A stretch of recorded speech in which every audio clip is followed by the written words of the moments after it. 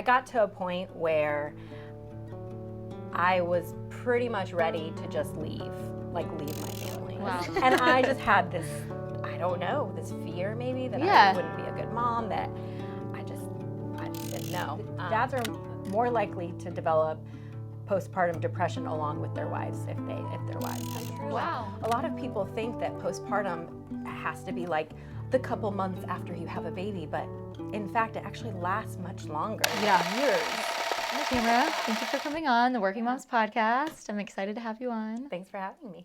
Why don't we start? You work at Cityscope. I do. So why don't you tell us about how you ended up working there?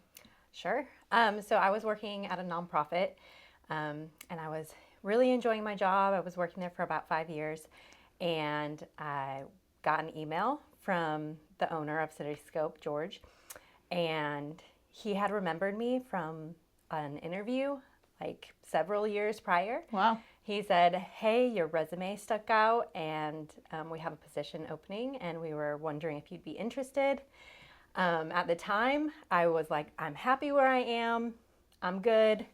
And I kind of forgot about the email. Okay. And about a week later, I was laying in bed, and I remembered that I had never even responded because, busy mom, working life. Yeah. And I was like, I shot up and I was like, oh my gosh, I have to write him back.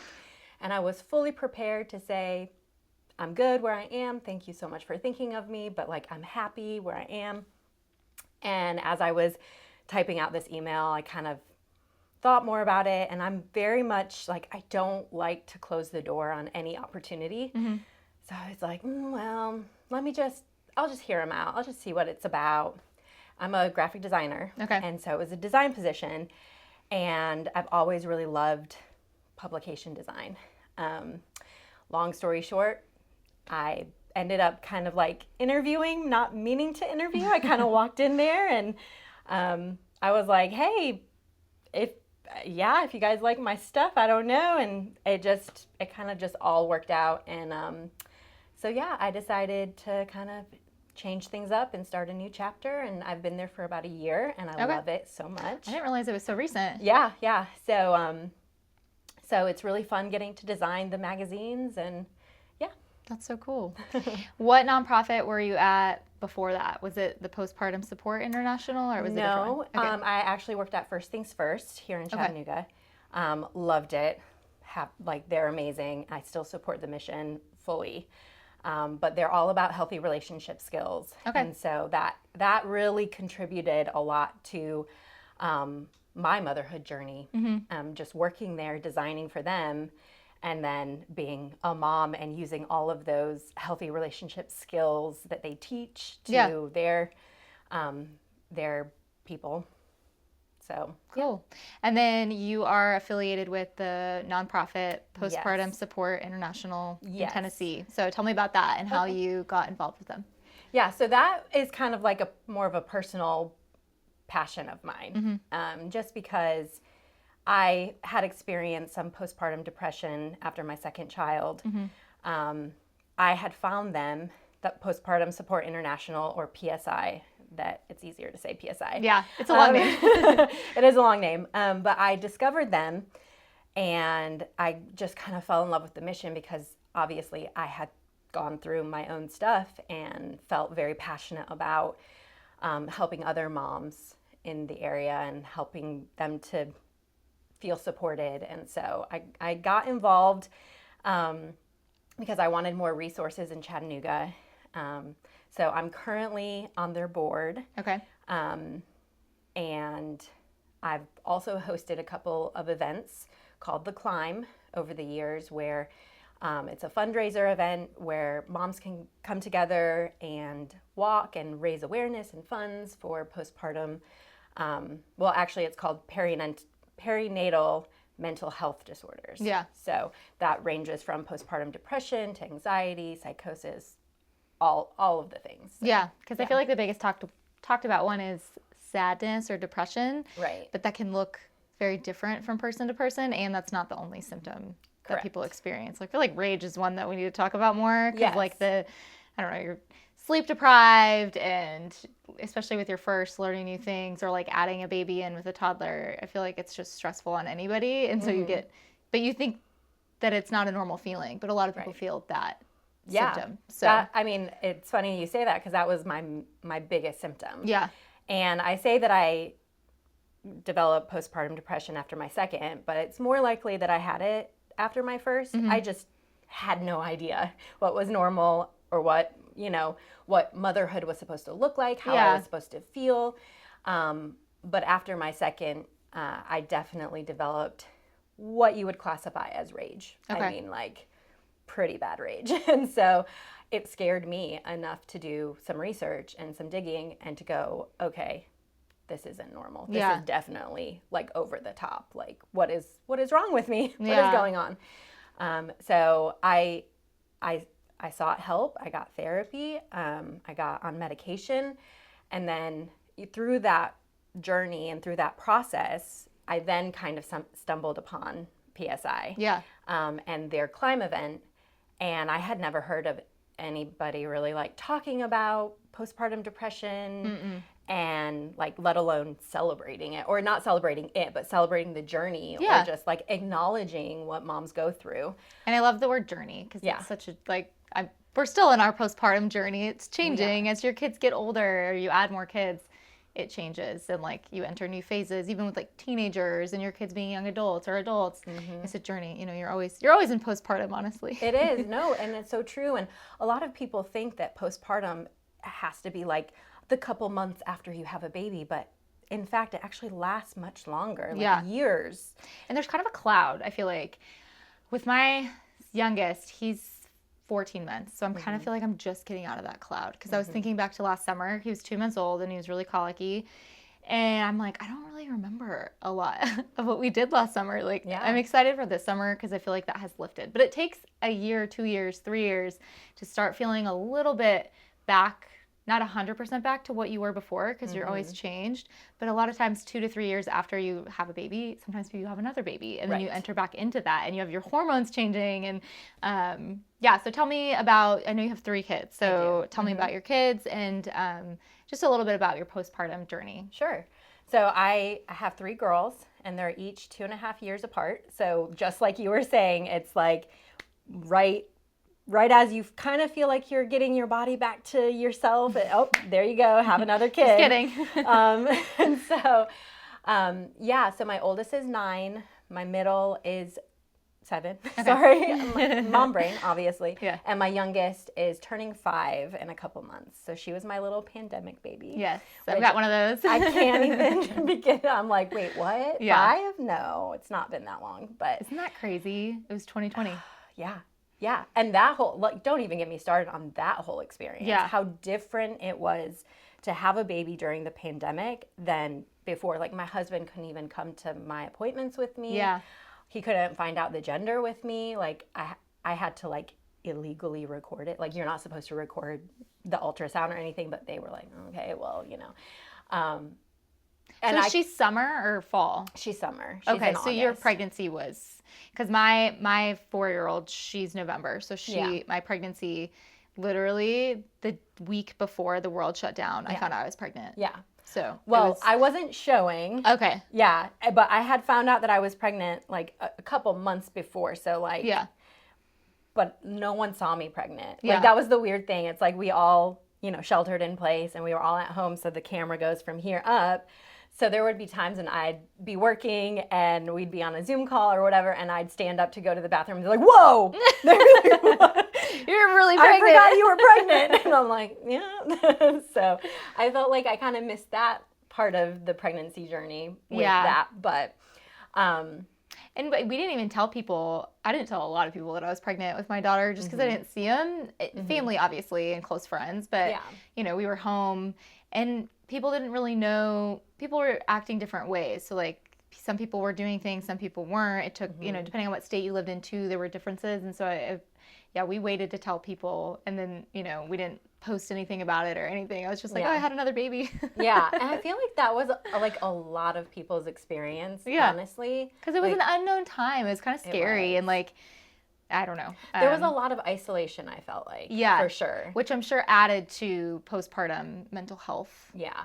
Well, it did. And just through the work with PSI, like the postpartum mental health disorders, like skyrocketed from that. And I knew they would. Like I was in there I think they did, even just like depression rates separate from postpartum went up because people naturally, I think human beings want to be around people, even when you don't, like, it's not like I love being in crowds all the time, but I feel like we naturally need to be around people.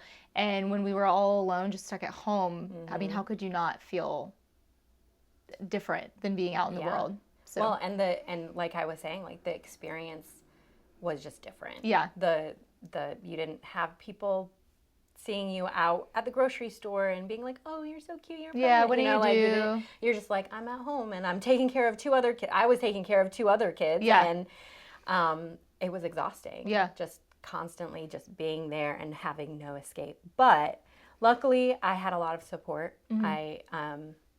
I actually moved in the middle of the pandemic. Okay, like a lot of people. Yeah, and I moved in with my parents. Okay. As we were like transitioning between houses and stuff. And so they offered a lot of support. So like in some ways it was good for me and our situation, but I just, maybe I'm just very empathetic, but I was just thinking about everybody else who would be going through something similar. Like, man, I can't imagine doing this like by myself. Yeah. But anyways, to kind of go back, I've got the 3 girls, like I said. Okay. With my first, I already kind of mentioned that I've been working, so I was a working mom with my first, and I never really knew if I wanted to be a mom. Okay. Like I never had that like really strong desire. I wasn't ever like that nurturing feeling. So when I got pregnant, I was a little like, I don't feel ready. It was kind of a surprise, like. You know, we weren't not trying. It was like kind of this gray area. Yeah. My husband was so excited. I was like, good, you can be excited for both of us. And I just had this, I don't know, this fear maybe that I wouldn't be a good mom, that I just didn't know. But once I had Jackie, my oldest, I mean, it was wonderful as we all think like, oh, this is great. I kind of had a traumatic birth story, but that's for another day, you know, but having her, she was such a great baby. She was like, I called her my angel baby. She barely cried. Aww. I mean, like just wonderful. Yeah. And yet my emotions were just kind of all over the place. Yeah.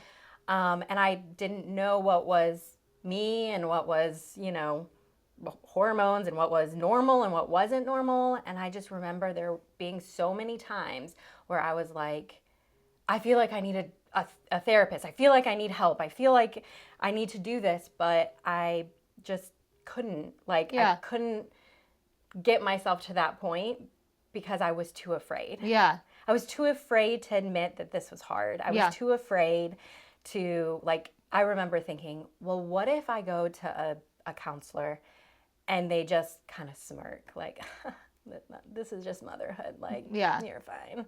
I was so afraid of that judgment and that shame, honestly. And that might be how it was back like 30, 40, 50 years ago when it wasn't as understood. And I feel like your identity when you become a mom, everything's new and it's exciting and there's a lot about the baby. I feel like people are getting better about checking on the mom now more. Because all the attention is on you when you're pregnant, but then it goes to the baby. Absolutely. And you're trying to focus on that, but your identity is changing. Like who you are is changed. There's this new person that relies on you completely. And so it's just a lot. But you might not have even known where, I mean, did you even know where to go to look? No. Yeah. I had no clue. And I was always someone that would like encourage other people, like go get help, like yes. But I couldn't take the advice for myself. So I just kind of stuck it out, waited it out. I read self-help books. I tried to kind of like quote unquote fix myself, whatever. And, you know, as I started doing a little bit more self-care, working out again, like going to book club and these things that kind of poured back into myself, I feel like for that second year, things were Your kids better. start sleeping a little bit better, Exactly. hopefully. Sleep deprivation is huge. You're not feeding them. Like, I don't know Yes. if you're breastfeeding, but like breastfeeding is exhausting, and there's a lot of hormones involved in that too. And when you're a working mom, you Yeah. have working mom guilt, and you have to to pump. Oh my God, pumping is the worst. It's so bad. It's awful. It's worse than anything. And when you're in an office, and it really does also depend on your employer or like where you're working. And I felt like at that time, I was in a kind of an environment that wasn't like, it was very male dominated. Okay. So it's like they understood to an extent, but I still felt like there was a little like, Yeah. you know, like you're not working as much as you should. Yeah. Like this pressure to perform even more when I'm like, I'm sorry, I can't make this meeting. I have to pump. It's just like, you know, whatever. Yeah. So anyways, as I kind of worked through that, I got pregnant with my second, which was very intentional. Okay. I wanted a second. I was going to ask that. Yes. I was like, if I ever have a kid, they at least have to have a sibling, because I have 2 older sisters, and I just, that bond. You're a very female-dominated family. We are. Yes, 3 girls. It's very familiar to me. Okay, that's good. That's good. So I had my second, Maddie, and the ironic part about her story is that her birth was not traumatic at all. It was like the most perfect birth you could ever imagine. Like, I mean, just, I did natural. I had like the lavender, like it was peaceful. It was wonderful. I did hypnobirthing. Okay. And it was just like, it was everything I could have wanted. And then she was the colicky baby. And she was the one that didn't sleep and wouldn't stop crying. Yeah, it's so hard. And it didn't matter that I was like, I know how to do this. I've had a baby. Everything that I'm trying, I'm doing all the right things. Why isn't it working? Well, I did more research because I'm just like, something's wrong. Something's very wrong. And turns out she had a dairy and soy intolerance. And so I cut that from my diet. Oh my gosh. Which, I mean, just on soy top is in everything. Yeah, it's in everything. But on top of just having a second child, taking care of a toddler, working. Well, and that's, I kind of like jumped the gun on this one. I actually had lost my job. Okay. When I was pregnant. And that was a very traumatic experience. Yeah. Like very traumatic. A lot of life changes. Yeah, it was not a good way out of the door. So I was grappling with a lot of trauma from that, honestly. Yeah. And so all of this, it was kind of just like this beautiful, horrible recipe for developing pretty intense and pretty debilitating postpartum depression. Okay. And I was freelancing at home. Okay. Because I had been the breadwinner at my job, and then when I lost it, I was like, what are we going to do? Like, I bring in the majority of the income, and now I don't have that. And who's going to hire a 7-month-old pregnant woman? No one's going to hire. And I didn't have the capacity to even look for a job because I was in my feels about everything. Yeah. And so, because, you know, no one's going to hire someone who's then just going to go on maternity leave. And so I just didn't even really try. But I did do freelance, which was wonderful. And I got some good freelance clients. But I'm working. I'm taking care of this new baby. I'm at home. I'm feeling pretty isolated from what I was used to. I used to have coworkers. I used to have somewhere to get up and go every day, and it got progressively worse and worse. And I got to a point where I was pretty much ready to just leave my family. Wow. Like leave the world.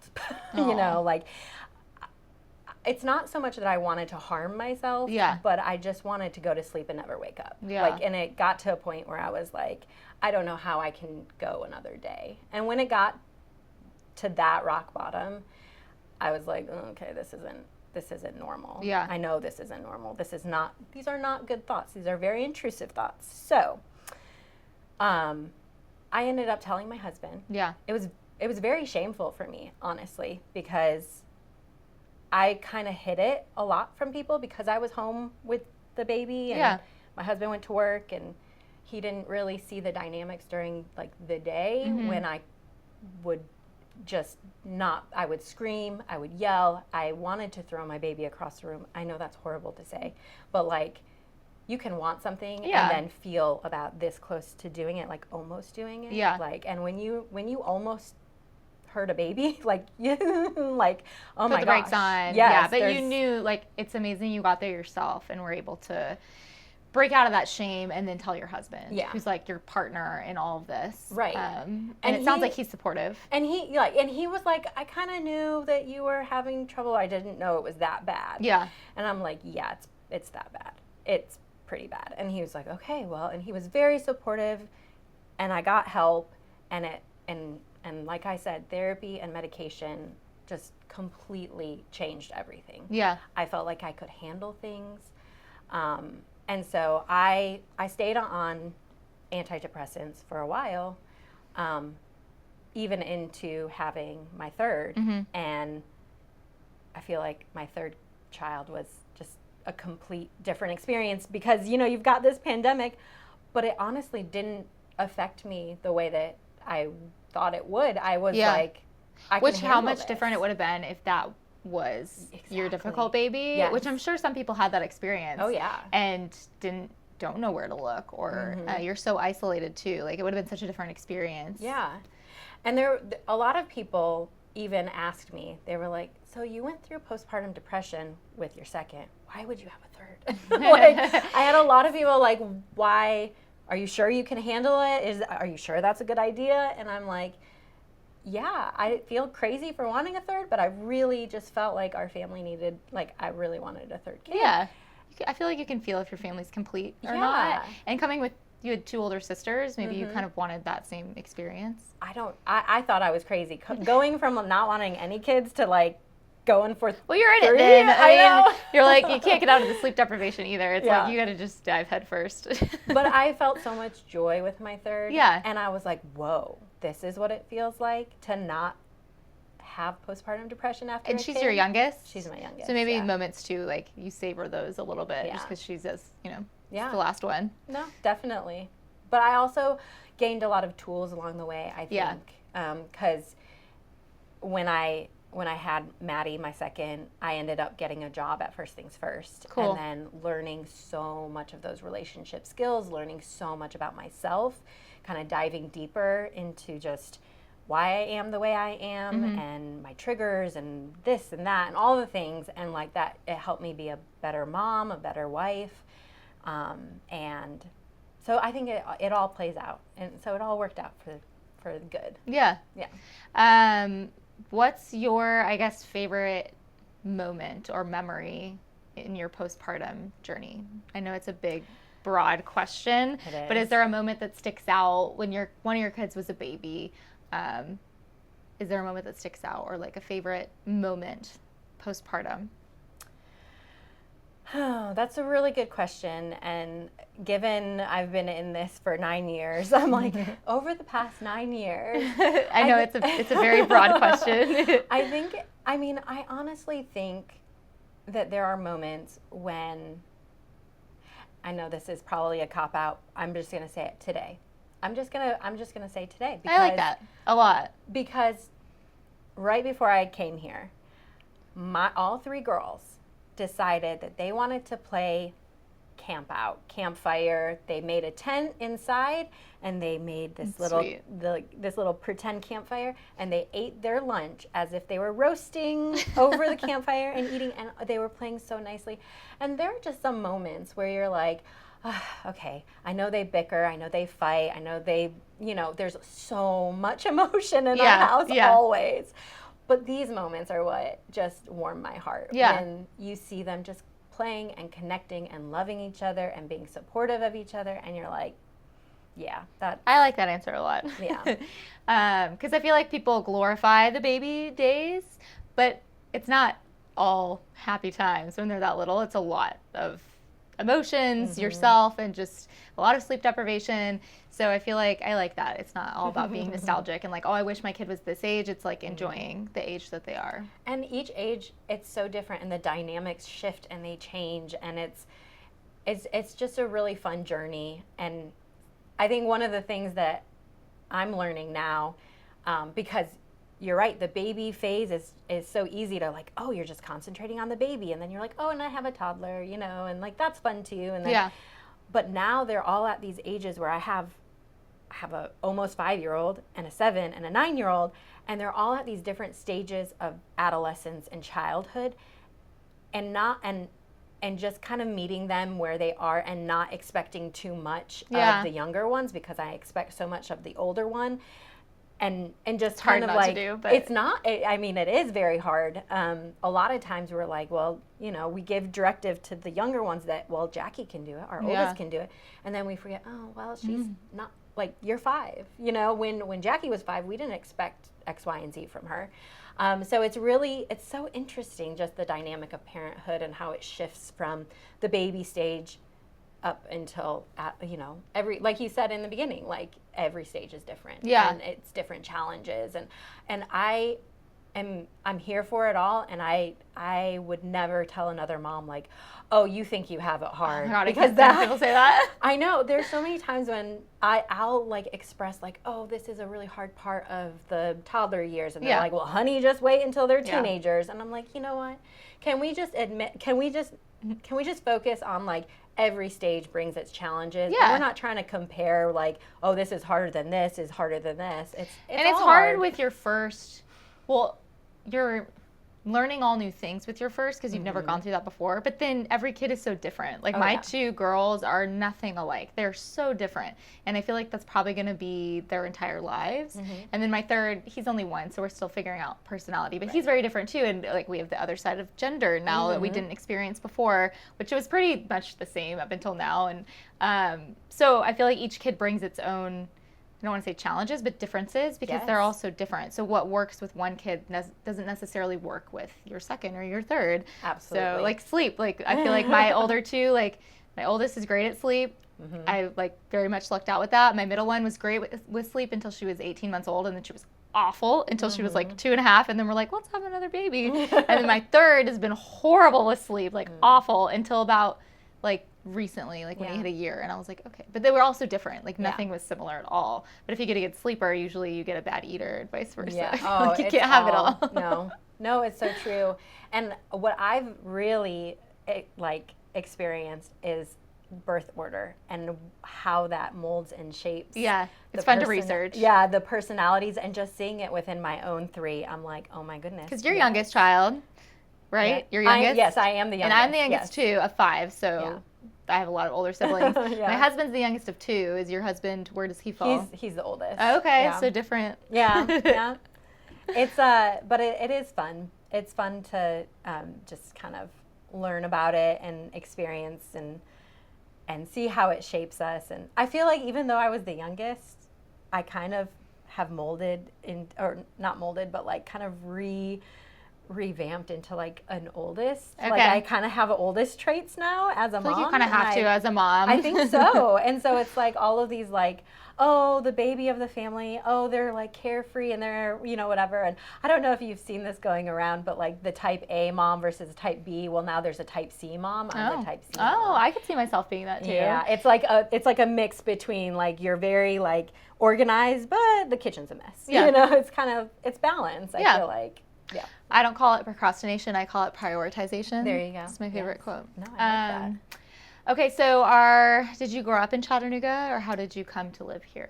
I actually am from Michigan. Okay. So I grew up in Michigan until 2000 when my family, so my mom, dad, and sisters moved down here. My dad got a job at a college teaching as a professor. So he moved our family down here away from all of our extended family. Okay. So all of my extended family lives up in Michigan. But it was such a great opportunity for him and for his family. He moved us down here. And how old? I was in 7th grade. Okay. It's a big change, middle school. And it's like right during that time. Yeah. Yeah. So I had a hard time of it, but understandable. I survived. Yeah. And so it makes you stronger. Yeah. So I stayed down here, and then I ended up meeting my husband in college at Southern Adventist University down here. His whole family's from Boston, and he came down here for school, and then I kept him down here. So Nice. we raised our family down here, but both of our extended family is in the north somewhere. Okay. Okay. So, So how do you balance raising your family? Because you've been a working mom. I know you went back and forth a little bit, but you're back to working full time. How do you balance 3 kids and working full time? I don't know. I wish I knew. No, I've been thinking about this a little bit. It is hard. The balance is sometimes there, sometimes it's not. It fluctuates during the seasons and the what's going on with school, and but I think the main thing is having that support from my husband. I think we share a lot of responsibility within the home, and so while I have a lot of mental load, and I complain a lot about having a lot of mental load, he's really good about listening and trying to take plates, and because inevitably I can't do it all. And one of the big things that was difficult for me switching jobs is I was able to work from home at my previous job, but then working at Cityscope, they wanted me in the office, which is understandable. Yeah. And I completely agree, but it went from, I can throw a load of laundry in and then work on a project and then vacuum and then work on a project and kind of balance it throughout the day.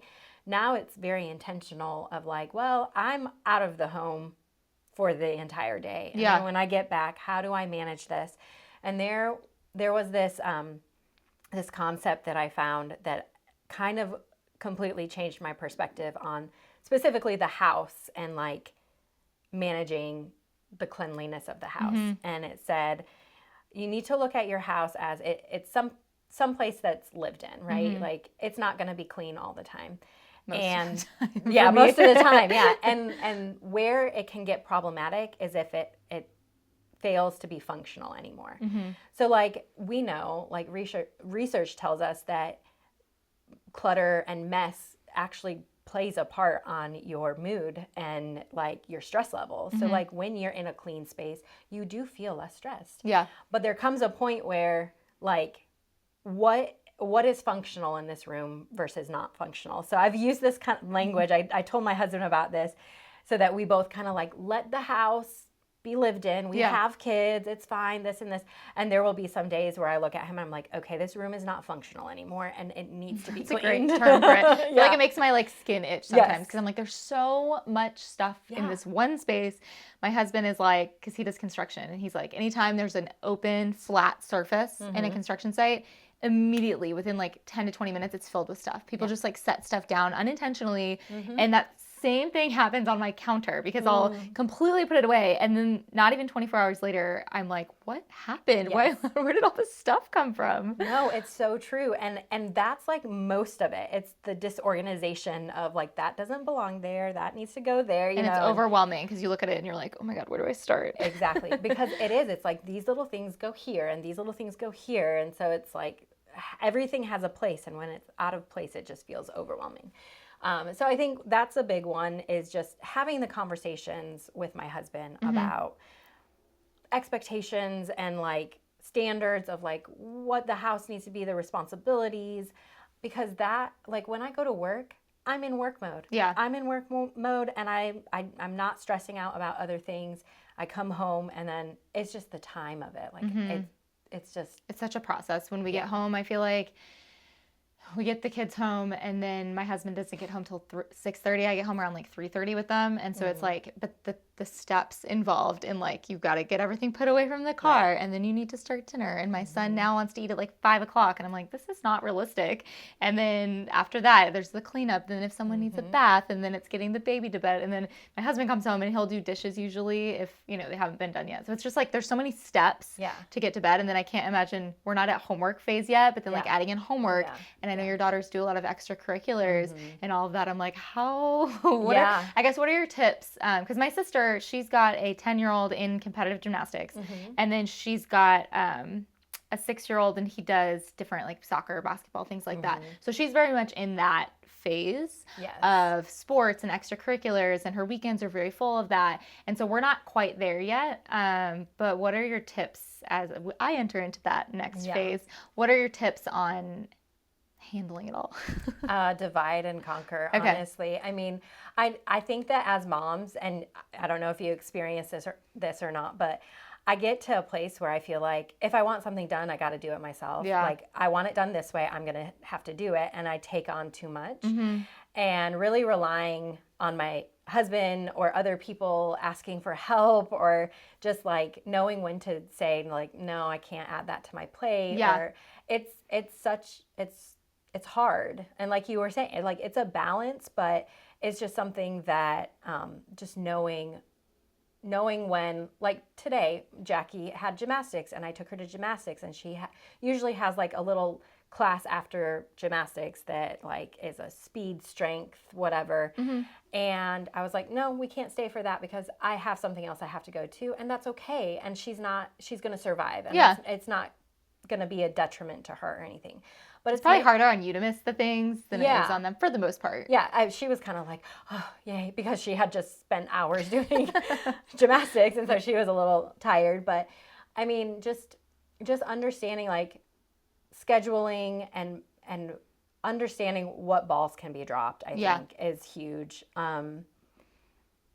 Yeah, I don't know. I feel like I should have better tips, but I just don't know. Well, you're kind of in the thick of it, so maybe when you look back, you'll be like, oh yeah, this is what helped it. But yeah, when you're in it, I feel like sometimes you're like, I don't know, I'm just surviving here. I kind of feel like I'm just surviving most days, and it can get really overwhelming. And I'm not gonna say that I have it all together, because I don't. I think most people don't have it all together. Yeah. And with my business, it's been slower for my business and for our businesses with the market changing. And so we kind of had to shift. So I'm working on, like you said, saying no and like, dropping what balls can be dropped. And so for me, I'm like looking back and scaling back and then cutting things that don't make sense to add to my business. And then saying like, I don't want to be putting my attention towards something else that's not adding value to the brokerage, because that's the time I get with my kids. So it's like learning to say no to things, which is really hard to do, because some of it is like the social aspect that I enjoy. It's also good for mental health. Not everything, but just knowing like when to say no and what you can. That's a good, like, what balls can you drop? I think that's good verbiage there. I think there's also another thing that I've kind of implemented. And a lot of times we, as parents, are really strict on like, we have to do this and this and this. And like, we put these like obligatory demands on our schedule and our kids and all of this stuff. And no, you have to sit at the table and eat dinner at this time, you know? And we do it just because I think that's just a default or a habit, or maybe how we were raised, or whatever the case is, or we feel like this is what society deems appropriate or whatever. But there's something in flexibility within your parenting as well. So flexibility within your schedule, but flexibility in the day-to-day things like, hey, my kids didn't want to sit at the table to eat their lunch today. They wanted to eat on the floor playing camping or whatever, or hey, who says that we have to take a bath at whatever time? Like, oh, you want to stay in the bath longer? Sure. Like, and not being so rigid about like, no, well, you have to get out of the bath at this time because we have to read a book and then you have to go to bed. And like, it's very, when you get really structure's great, but like, it's also good to have a little bit of that flexibility. And kids love that too. Like the things that you're like, oh my God, this is a pain in the butt, like to clean up the floor, the mess on the floor from lunch or something, to them that's like a fun memory that they're probably going to remember. Well, seriously, my husband had just cleaned and vacuumed. And I kind of looked at him when they were like, we're going to do camping. I kind of was like, are you okay with this? I know you just vacuumed the whole downstairs and they had just made this big mess. And I'm so proud of him. He was like, yeah, they're having fun. That's fine. Yeah. And that is such a testament to the flexibility that I feel like we've built into our parenting style too. Because and it changes with each kid, because there's definitely, like when I had my first, part of it I think was postpartum anxiety that I didn't realize, but it was like I was so set on her napping at this specific time. Because when you have one, when they'd go down for a nap, you have time to yourself. So it's a little bit different too. But then with my second, like we'd be on the go sometimes. It was COVID, so it's a little different. With the third, I don't even have a nap schedule for him at all. Like when he's at daycare and they're like, he only napped this amount. I'm like, that's great. Like wonderful. that sounds awesome. He napped for a whole hour. It's amazing. Or if he doesn't nap, I'm like, early bedtime. Like there's no schedule with the third. So I think it just changes with each kid. I think so. And you have to drop certain balls because you're like, my kid's hair is not brushed very well today. And I'm like, you got to go to school. You brushed it yourself. Like, I think that's so true. I think for a lot of new moms, it is that anxiety of having to get it perfect. Yeah. Yes, absolutely. And then like as you go, you're like, you realize like that's unattainable or unsustainable. Yeah. You might have the key to nap schedules, which I felt like I did. And then you get someone that refuses and you're like, I know how to get you down for a nap, and now you're not going to nap. And that doesn't reflect on me as a bad parent or a bad mom. But that's the lie that happens. And a lot of times we tell ourselves these lies that if our kids aren't compliant with what we think they need to be doing, somehow that reflects negatively on us. Yeah. And I think it's a natural instinct in them to not be compliant too sometimes. It's like brain development, right? Yeah. It's like childhood 101 is like you're testing boundaries and all this stuff. And so I think it's really cool that, I feel like now we have a lot more information and parents are like understanding more of like just child development and like what makes sense and what is good for kids and all that stuff. So we've come a long way, I think. We have. And I think you have to know where you're looking to, because like the informational stuff is great, but there's a lot of like online of people portraying motherhood in a certain way. And that is just so far from the truth. So to look at the bigger picture too, because there's a lot of information online and what you see online of like, I don't know, I watch like different days in the lives and I'm like, my day in the life doesn't look like that. No. It's very chaotic. Yeah. And so knowing that is actually more in reality, but the information as far as mental health goes, in postpartum, I agree, has come a very long way. Even since I had my first, she'll be 7 this year. Yeah. So let's talk about the climb. So we're revamping the climb. Yes. I'm very fortunate I get to be a part of it this year with Bailey from Mom Chats. So it's going to be on June 22nd. Yes. So tell us about the climb and tell us about the climb. Yeah, the climb is an event. It's a free event. This year it's going to be a walk. Not last year, the year before, we did a 5K, which was awesome. But this year we're going back to just a community walk event with vendors and fun activities for the kids. But it's really just to bring awareness and funds, like it's a fundraiser as well, to the perinatal mental health disorders that we experience. I actually went to my first climb in 2019 after I was diagnosed with postpartum depression, and I remember just being like, whoa, like this is so cool. And so I wanted to continue to be a part of it. And I remember one year I was asking the people who had been hosting it, like, oh, are we going to do it again this year? And they were like, we don't have the capacity, like, we're sorry, would you want to do it? And I was like, oh, what? No. Like, I don't know. I wouldn't know the first thing. I don't know. What are you talking about? And they were like, yeah. It's really easy. We'll give you all the information. They're really great about like supporting and everything. And so I looked into it and I was like, okay, I think I can do this. And so I led a climb. And so this will be my 3rd year leading a climb, which is crazy, but it's fun and it's such a passion of mine. And I feel like it really allows moms to feel seen, because that's what it did for me. It made me feel like like I said, my journey was recognized. Like what I went through, like it was real. Yeah. It happened. Yeah. It's something. It's not just, this. It's a part of who you are. Yeah. And it changes you. Mm-hmm. It can make you be a better person, essentially. You can grow from it. And so giving back and supporting this mission is just near and dear to my heart. So I'm really excited. I think it's fun. It's going to be at Renaissance Park. And we're just do a little loop around that little walking sidewalk and just kind of celebrate moms and their journey and have a lot of good information, vendors, activities for kids, and just kind of just a fun event. I'm excited. And it's June 22nd from 10 to 12, correct? Yes. Okay. At Renaissance Park. What advice would you give to somebody who is about to have their first baby, just knowing what you know about the postpartum journey? What advice would you give somebody about to have a baby, their first baby? Well, there's so many pieces of advice that I could give. I think we touched on a lot of them too. I would say the perfection, like nothing is perfect. And I know people say this, to ask for help when you need help. But Yeah. It's so hard to do. I am like the worst at it. So it's like, I can't even say that. But I think there's something to be said about maybe accepting help. Yeah. Like maybe if you don't feel comfortable asking for it, like recognize when people are offering to help, because a lot of people offer to help and a lot of times you're like, no, I got it. Yeah. You know?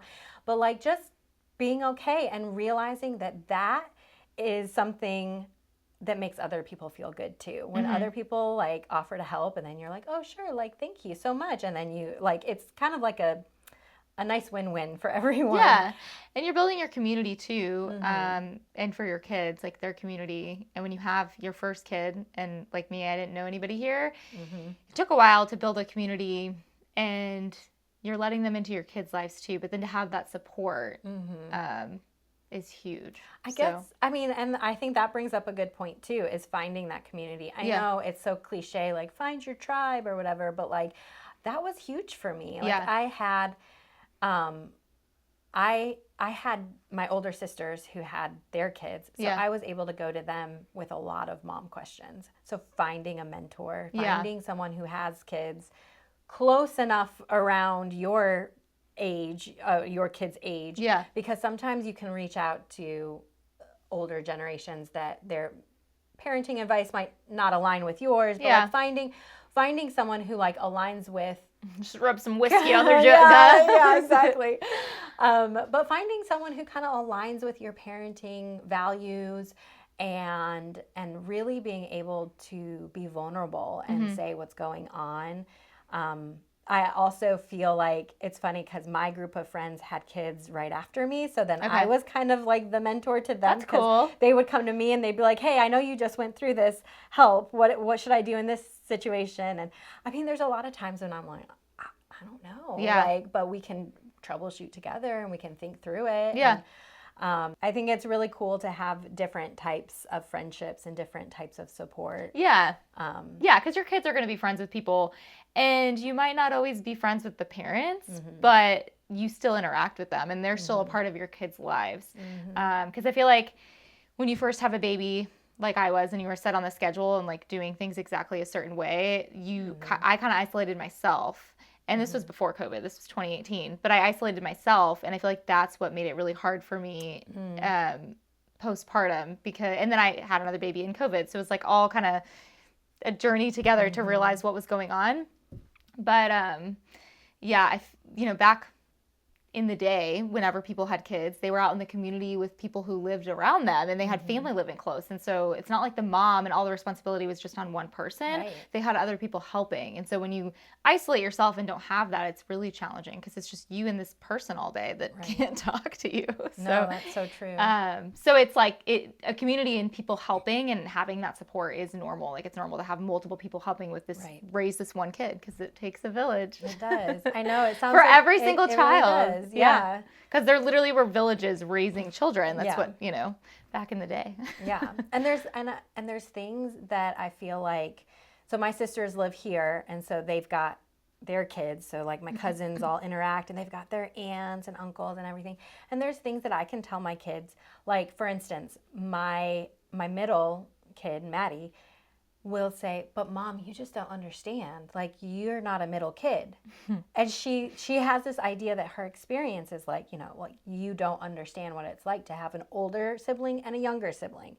And she's been able to express that to me. And I'm like, you're absolutely right. Yeah. I'm the youngest. I have no idea what it feels like to be a middle kid. She's beyond in her years. I'm like, but you know who does? Your aunt. You should talk to her. And like, that's the beauty of having people in your life to be like, hey, like, your kids have other people they can turn to that you trust will, help guide them through. And so really surrounding yourself with trustworthy people that you love, that love your kids. I mean, the whole thing it's beautiful, and it's so beneficial, I think, to raising well-rounded kids. Yeah, for sure. Okay, well, I think that we'll wrap things up here, but we've got the Climb event coming up. And do you have any questions for me? No, I feel like I could talk all day, though. It was a good one. It was good. I'm trying to think if there's anything else I wanted to ask you, but I think we hit everything. I know. A lot of good postpartum tips, advice. Are there any places that you know of that somebody who's struggling with postpartum could go to? Like, what's PSI's website? Because I'm sure they have a lot of resources on there. So it's postpartum.net. Okay. And that I'm so glad you brought that up. I was going to mention it when we were talking about postpartum rage. They literally just formed a specific online support group for postpartum rage. Awesome. And I'm like, where was that? Yeah. Where was that 7 years finally. ago? No, I'm so excited. So like the cool thing about postpartum is they have these support groups.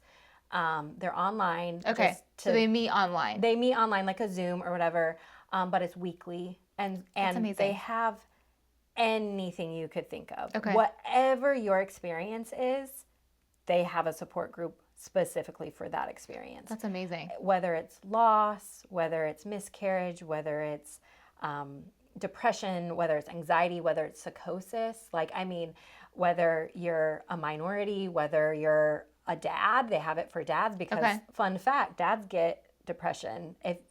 Dads are more likely to develop postpartum depression along with their wives if their wives have depression. Wow. Which, yes. Yeah, because there's so many changes happening. I mean, there's a lot hormonally happening to the women that are having the babies, but the dads' lives are changing too. And I think that's a really big one that kind of goes under the radar as well. Like, we're talking about like the moms and their experience and everything. And like, I know just within my own marriage that my rage affected my husband tremendously. And he was like, whoa, what do I do with this? And then it kind of it played a role in his own mental health. And like, so we've struggled together and we've grown together. And, but that's just also something to consider as well, that like, yes, if you're struggling with postpartum depression, absolutely, you're going through something. It can also affect your spouse. Okay. So psi.net for any support groups, information, blogs about perinatal mental health. That's the best spot to find it. You're just not sure exactly where on the website. Yeah, I think there's like a tab that says get help or something like that. Because it's for, PSI does a lot for providers and training them and how to better support their patients. Yeah. Thank you, the word.